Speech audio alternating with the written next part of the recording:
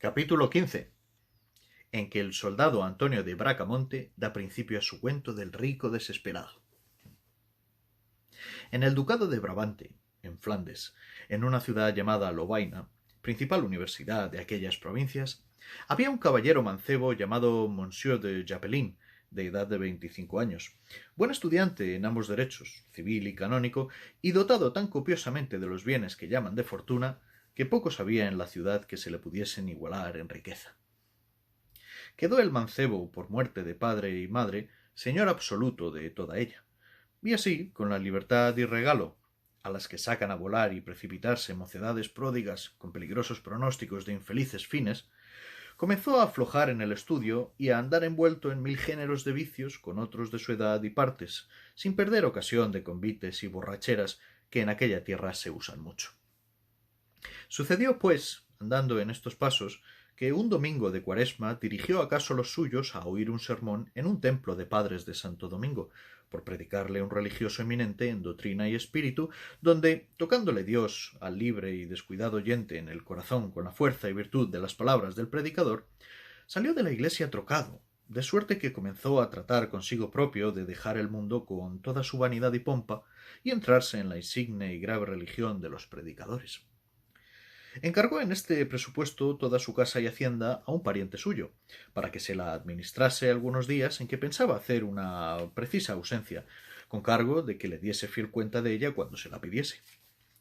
Tras esto, se fue a Santo Domingo, y hablando con el religioso predicador, le descubrió su pecho.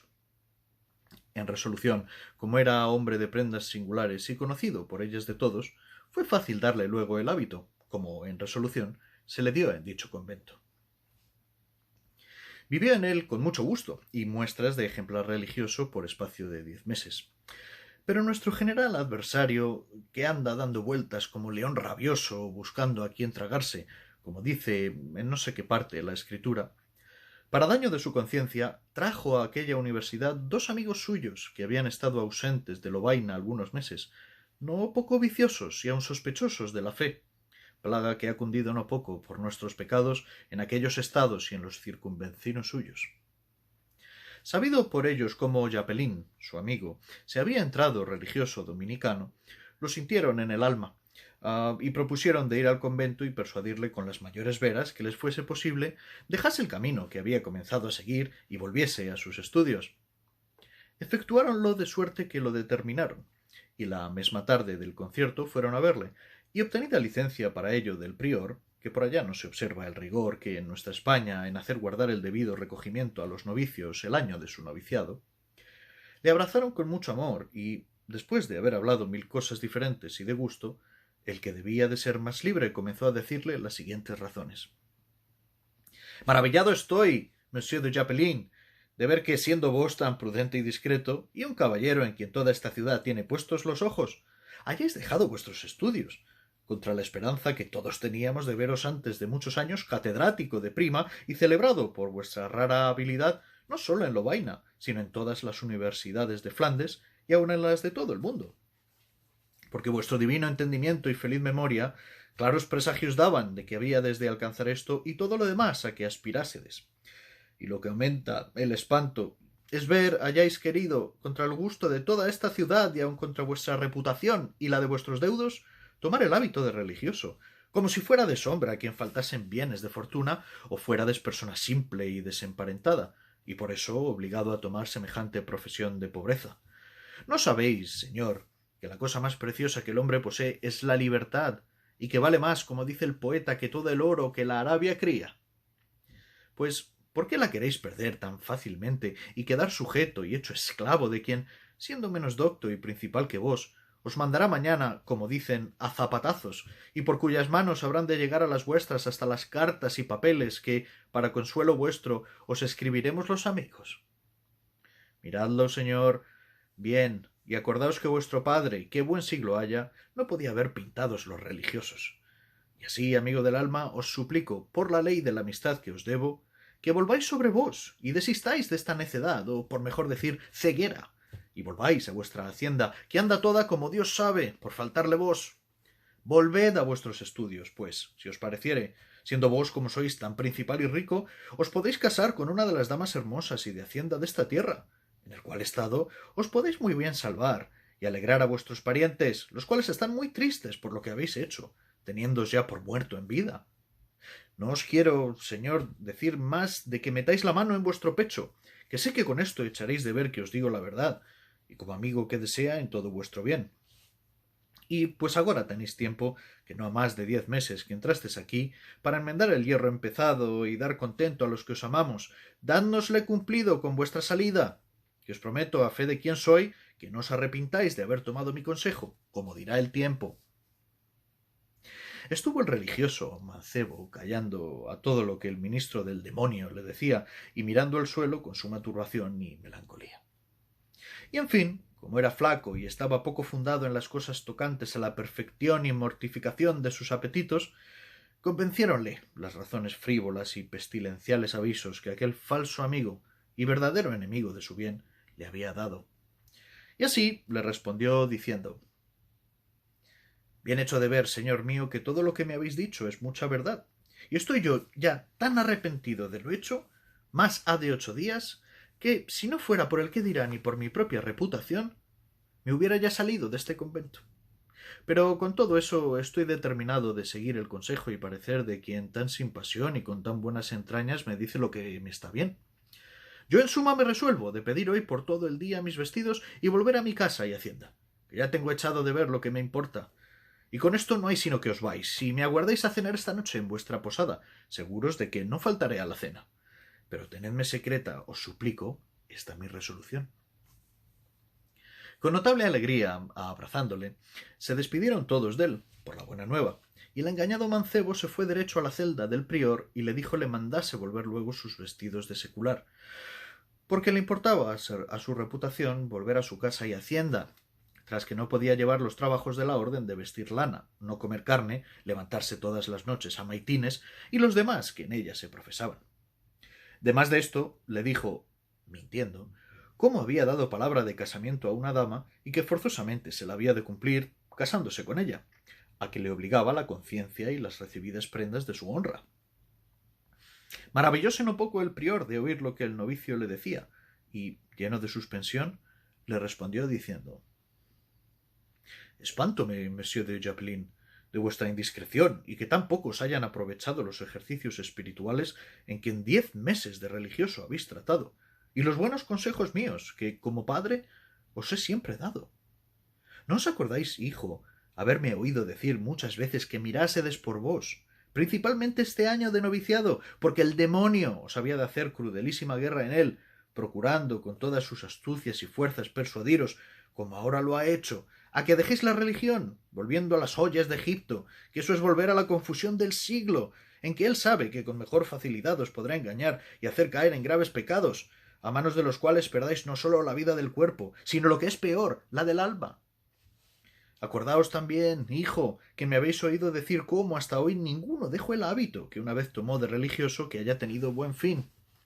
Que justo juicio es de Dios, que quien, siendo llamado por su divina vocación a su servicio, si después le deja de su voluntad en vida, que el mismo Dios le deje a él en muerte, siendo esto lo que él dijo a los tales por su profeta. Vocavi et rinuistis, ego quoque in interitu vestro ridevo.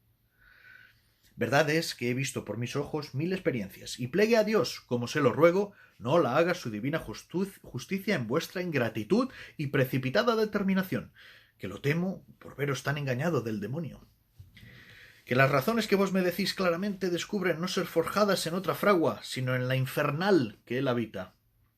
Advertid que si al principio halláis la dificultad que decís en la religión, no hay que maravillarse de ello, pues, como dice el filósofo, todos los principios son dificultosos, y más los que lo son de cosas arduas. Los hijos de Israel, después de haber pasado a pie enjuto el mar Bermejo, enviaron ciertas espías a reconocer la tierra de promisión, para la cual caminaban. Y, volviendo ellas con un grandísimo racimo de uvas, tan grande que, menos que en un palo traído en hombros de 2 valerosos soldados, no le podían traer, dijeron: Amigos, esta fruta lleva la tierra que vamos a conquistar, pero sabed que los hombres que la defienden son tan grandes como unos pinos. aunque dijeron que el principio de la conquista de aquella fertilísima tierra era dificultoso, siguiendo sus habitadores gigantes. De esa manera, hijo mío, os ha acontecido a vos, me parece, al principio de vuestra conversión, en la cual ha permitido Dios sintáis las presentes dificultades con que pretende probar vuestra perseverancia, a fin de obligaros a que acudáis a Él solo a pedirle favor para salir con victoria. Si bien veo, os habéis dado por vencido de vuestros enemigos a los primeros encuentros, dejándoos atar por ellos las manos, sin haber acudido a quien las tiene liberalísimas y prontas para remediaros, de lo cual nace el venirme a pedir con tan ciega resolución vuestros vestidos. Por la pasión que Cristo padeció por vos, os ruego, amado Japelín, que hagáis una cosa por mí, y es que os reportéis por 3 o 4 días, y en ellos hagáis oración a Dios, que yo, de mi parte, os prometo de hacer lo mismo con todos los religiosos de esta casa, y veréis cómo usa su majestad con vos de misericordia, haciéndoos salir victorioso de esta infernal tentación. Todas estas razones que el santo prior dijo al inquieto novicio no fueron bastantes para apartarle de su propósito. Antes, al cabo de ellas, le dijo: «No hay, padre mío, que dar ni tomar más sobre este negocio, que estoy resuelto en lo que tengo dicho y lo tengo muy bien mirado y tanteado todo». Él, en efecto, se salió aquella noche del convento y se fue derecho, como lo tenía concertado, a la posada de sus 2 amigos, donde le esperaban a cenar. Diéronle un bravo convite y brindáronse en él, con mucho contento y abundancia, los unos a los otros. Volvió tras esto Japelín a tomar posesión de su hacienda, y comenzó a seguir de nuevo el humor de sus compañeros, andando de día y de noche con ellos, sin hacerse convite o fiesta en toda la ciudad, donde los 3 disolutos mancebos no se hallasen. Sucedió, pues, que un día se fue a hablar muy de pensado con un caballero algo pariente suyo, el cual tenía una sobrina en extremo hermosa, discreta y rica,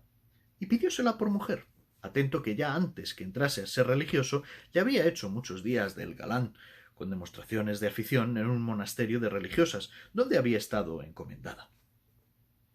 Viendo el caballero cuán bien le venía el casamiento a su sobrina, por ser Japelín en todo su igual, se la prometió de gusto suyo y de ella, a la cual su mismo tío aún no había un mes entero que también la había sacado del convento de religiosas, en que, como queda dicho, había estado encomendada a una prima suya Perlada, sin haberle consentido que fuese monja en él, como sus padres habían deseado y procurado en vida, fin para el cual, desde niña, la habían hecho criar bajo de su clausura.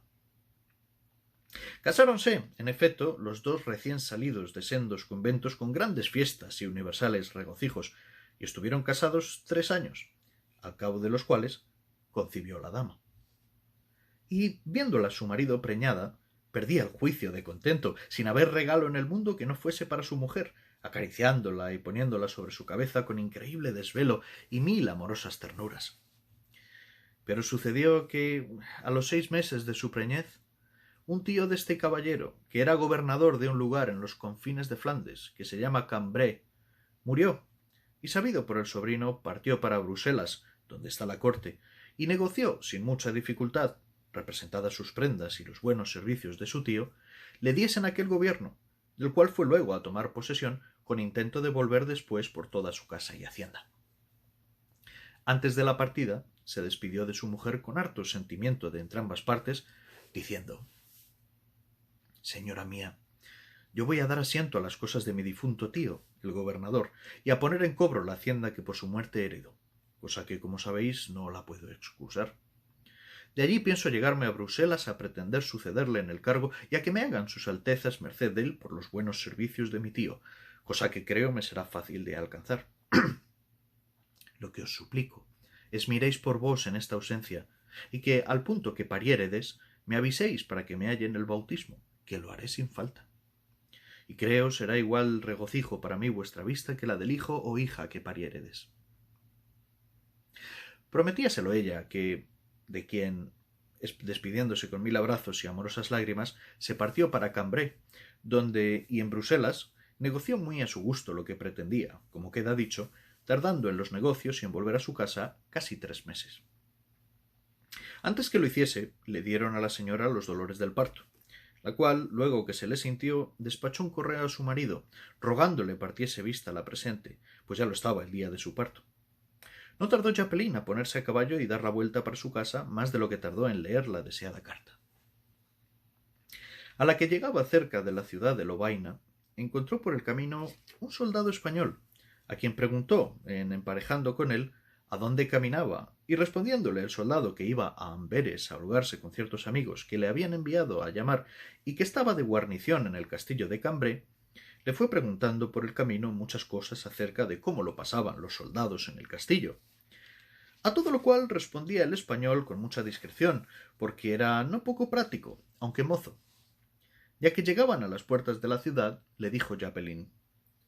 «Señor soldado, si vuesa merced esta noche no ha de pasar adelante, podrá, si gustare, venirse conmigo a mi casa, a donde se le dará alojamiento y, aunque no será conforme su valor merece, recibirá a lo menos el buen deseo de este su servidor,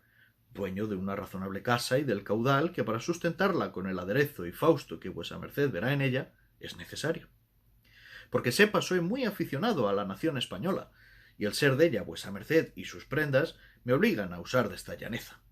Reposará, y por la mañana podrá emprender la jornada con más comodidad, habiendo precedido el descanso de una acomodada noche». El soldado le respondió que le agradecía la merced que le ofrecía no poco, y que, por ella y la voluntad con que iba envuelta, le besaba las manos 1000 veces, y que le parecería pasar los límites de la cortesía que su nación profesaba el dejar de aceptar el ofrecimiento, con que resolvió quedar esa noche en Lovaina, aunque por ello perdiera la comodidad de su jornada. Llegaron ambos, yendo en estas pláticas, a la deseada puerta de la casa de Chapelín, de la cual salía acaso una criada, que, viéndole, volvió corriendo, sin hablarle palabra, la escalera arriba, dando una mano con otra, con muestras de regocijo, y diciendo turbada: «Monsieur de Chapelín, Monsieur de Chapelín». Y tras esto volvió a bajar a su amo con las mismas muestras de contento, diciéndole: «Albricias, señor, albricias, que mi señora ha parido esta noche un niño como 1000 flores». Apeóse del caballo con la nueva él como un viento, y subió en 2 saltos la escalera, sin que el gozo le diese lugar de hacer comedimientos con el soldado, y, puesto en la sala, vio a su mujer que estaba en la cama, y saludándola y abrazándola, llegado a ella, muchas veces le dijo: «Dad, mi bien, 1.000.000 de gracias al cielo por la merced que nos ha hecho agora en darnos hijo, que, siendo heredero de nuestra hacienda, pueda ser báculo de nuestra senectud, consuelo de nuestros trabajos y alegría de todas nuestras aflicciones». Sentóse en esto en una silla que estaba en la cabecera de la cama, teniéndola siempre asida de la mano, platicando los dos, ya del camino y buen suceso de sus negocios, ya del venturoso parto y cosas de su casa. A la que se hizo de noche, mandó que le pusiesen allí, junto a la cama, la mesa, porque gustaba de cenar con su mujer. Hizo llamar al soldado luego para que se asentase a cenar también con ambos, lo cual él hizo con mucha cortesía y no con el recato que debiera tener en los ojos en orden a mirar a la dama, porque le pareció, desde el punto que la vio, la más bella criatura que hubiese visto en todo Flandes. Viéralo, sin duda, según me refirieron los que me dieron noticias del cuento, y eran personas que la conocieron. Trajeron abundantísimamente de cenar, pero el español, que había hecho pasto de sus ojos a la hermosura de la partera y la gracia con que estaba sentada sobre la cama, algo descubiertos los pechos, que usan más llaneza las flamencas en este particular que nuestras españolas, comió poquísimo, y eso con notable suspensión. Acabada la cena y quitados los manteles, mandó Chapelín a un paje que le trajese un clavicordio, que él tocaba por extremo, que en aquellos países se usa entre caballeros y damas el tocar este instrumento, como en España la arpa o la vihuela. Traído y templado, comenzó a tañer y a cantar en él con extremada melodía las siguientes letras, de las cuales él mismo era autor, porque, como queda dicho, tenía gallardo ingenio y era universal en todo género de ciencias. Celebrad, instrumento, el ver que no podrá el tiempo variable alterar mi contento, ni hacerme con sus fuerzas miserable, pues hoy con regocijo me ha dado un ángel bello, un bello hijo. Alzóme la fortuna sobre lo más constante de su rueda, y aunque ella es como luna, le manda mi ventura que esté queda y que la tenga firme, y su poder en mi favor confirme.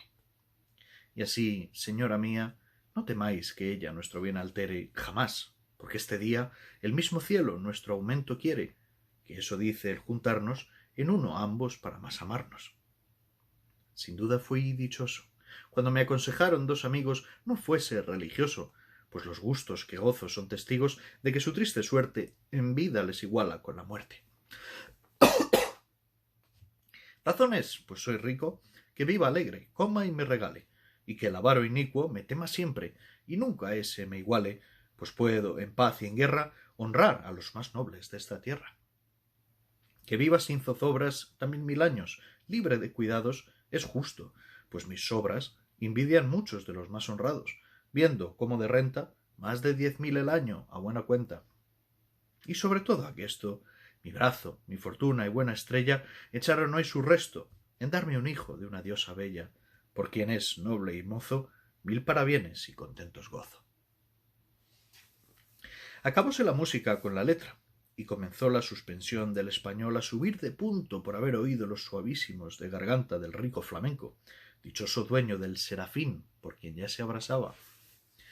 Llegó un paje por mandado de su amo, en dando fin al canto, a quitarle de delante el clavicordio, que ya era tarde y tiempo de dar lugar al soldado a que descansase. Y, para que lo hiciese, mandó luego tras esto a otro criado tomase uno de los candeleros de la mesa y le fuese alumbrando con él al aposento primero del cuarto en que solía dormir su paje de cámara, que era vecino de la cuadra en que la dama estaba acostada, con orden de que le diese al mayordomo o dispensero para que tuviesen, en amaneciendo, aderezado un buen almuerzo para aquel señor soldado, con deseo de que pudiese salir de madrugada de Lovaina y hacer de un tirón la jornada, llevando hecha la alforja y saliendo desayunado. Despidióse agradecidísimo de este cuidado y de la merced y regalo recibido del caballero y de su esposa, el soldado, con 1000 corteses ofrecimientos. Y, puesto en su aposento y acostado en él, fue tal la batería que le dieron las memorias del bello ángel que adoraba, que totalmente estaba fuera de sí. Reprendía su temeridad, representándosele la imposibilidad del negocio a que aspiraba, y procuraba desechar de su ánimo una imaginación tal cual la que daba garrote a su sosiego. El caballero, al cabo de breve rato que se hubo ido a reposar el soldado, hizo lo propio, despidiéndose de su esposa con las muestras de amor que del suyo. Tras tan larga ausencia, se puede creer, guardando el debido decoro al parto recién sucedido, que, para no ponerse en ocasión de lo contrario, se entró en otro aposento más adentro del en que la partera estaba. Tuvo el paje que llevó a acostar al soldado consideración a que venía cansado, y, por no haberse de obligar a darle mala noche, le dijo se iría a dormir en otro aposento con otros criados. Y así, que sin cuidado de su vuelta reposase, pues lo haría mejor estando solo, que para el mismo efecto su señor también había apartado cama y se había acostado en una que había en otra pieza más adentro. Fuese con esto, dejando sus últimas razones con más confusión al amartelado español, porque del entender dormía la dama sola y tan vecina de él y del verse, contra el orden de Yapelín, sin compañía en el aposento, nació la resolución diabólica que tomó en ofensa de Dios, infidelidad de su nación y en agravio del honrado hospedaje que le había hecho su noble huésped, que a todo le precipitó el vehemente fuego y rabiosa concupiscencia en que se abrasaba. Resolvióse, pues, en levantarse de su cama, de ir a la de la dama sin ser sentido, persuadido de que ella, por su honra y por no dar pesadumbre a su marido ni alborotar la casa, callaría y aun podría ser que se le aficionase de manera que, yéndose su marido, le diese libre entrada y le regalase. Y si bien consideraba el peligro de la vida que corría si acaso ella, como era justo, daba voces, pues a ella a ser a fuerza saliese el marido y se matasen el uno al otro, de lo cual sucederían notables escándalos y graves inconvenientes, todavía su gran ceguera rompió con todas estas dificultades. Levantóse, pues, a medianoche en camisa y entró en la sala de la dama, y llegándose a ella sin zapatos por no ser sentido, estuvo un rato en pie, sin acabarse de resolver, pero hízolo de volver a su aposento y de tomar la espada que tenía en él, y sacándola desenvainada, volvió muy pasito a la cama de la flamenca, y poniendo la espada en tierra, alargó la mano, y metiéndola debajo de las sábanas muy quedito, la puso sobre los pechos de la señora, que despertó al punto alborotada, y asiéndosela, pensando que fuese su marido, que no imaginaba ella que otro que él en el mundo pudiese atreverse a tal, le dijo: «¿Es posible, señor mío, que un hombre tan prudente como vos haya salido a estas horas de su aposento y cama para venirse a la mía, sabiendo estoy parida de ayer noche y por ello imposibilitada de poder, por ahora, acudir a lo que podéis pretender? Tened por mi vida, señor, un poco de sufrimiento, y pues soy tan vuestra, y vos mi marido y señor, lugar habrá, en estando, como es razón, para acudir a todo aquello que fuere de vuestro gusto, como lo debo por las leyes de esposa». No había acabado ella de decir estas honestas razones, cuando el soldado la besó en el rostro sin hablar palabra, y pensando ella siempre fuese su marido, le replicó: «Piense, señor, que de lo que intentáis hacer tenéis harta vergüenza, pues por tenerla no me osáis responder palabra. Y hecho de ver también que el intentar tal proceda del grandísimo amor que me tenéis y de la represa de tan larga ausencia, pues a no ser eso, no saliera desde vuestra cama para venir a la mía, sabiendo que me habíais de hallar en ella de la suerte que me halláis». Oyendo el soldado estas razones y coligiendo de ellas el engaño en que la dama estaba, alzó la ropa callando y metióse en la cama, do puso en ejecución su desordenado apetito, porque viendo ella su resolución, no quiso contradecirle por no enojarle, como le tenía por su marido, si bien quedó maravillada no poco de ver que no le hubiese hablado palabra, porque, sin decirle cosa, se levantó, hecha su obra, y tomando con todo el silencio que pudo su desnuda espada, se volvió a su aposento y cama, harto apesarado de lo que había hecho, que, en fin, como se consigue a la culpa el arrepentimiento y al pecado la vergüenza y pesar, túvole tan grande luego de su maldad que maldecía por ello su poco discurso y sufrimiento y su maldita determinación, imaginando el delito que había cometido y el peligro en que estaba, si acaso el ofendido marido se levantase antes que él. También a la dama asaltaron sus pensamientos, poniéndola en cuidado el no haberle hablado palabra a quien con ella había estado, si sería su marido o no. Pero resolvióse en que sería él, y que la vergüenza de haber hecho cosa tan indecente en tiempo que no estaba ella para semejantes burlas le habría cerrado la boca. Con todo, propuso que no debiera, en su corazón, darle por lo hecho a la mañana una reprensión amorosa, afeándole su poca continencia. Llegada la madrugada y apenas vistas sus primeras luces, se levantó el soldado, que no había podido pegar las de sus ojos con la rabia que tenía de lo hecho. Y estando aún la dama durmiendo, pidió a los primeros criados que topó le abriesen la puerta y le excusasen con su señor de no aceptar el preparado almuerzo y provisión, pues la prisa de la jornada no le daba lugar para detenerse, ni sus obligaciones permitían aumentase las muchas con que quedaba a toda aquella casa. Y, aunque los criados porfiaron con él, queriendo ponerle en la alforja lo que para almorzar le tenían aparejado, no hubo remedio consintiese lo hiciesen, diciendo no era de su humor el ir cargado y que así le tuviesen por excusado, a más de que una legua de allí, en el camino, había una famosa hostería, y en ella pensaba detenerse a almorzar, con lo cual se despidió de ellos y salió del lugar.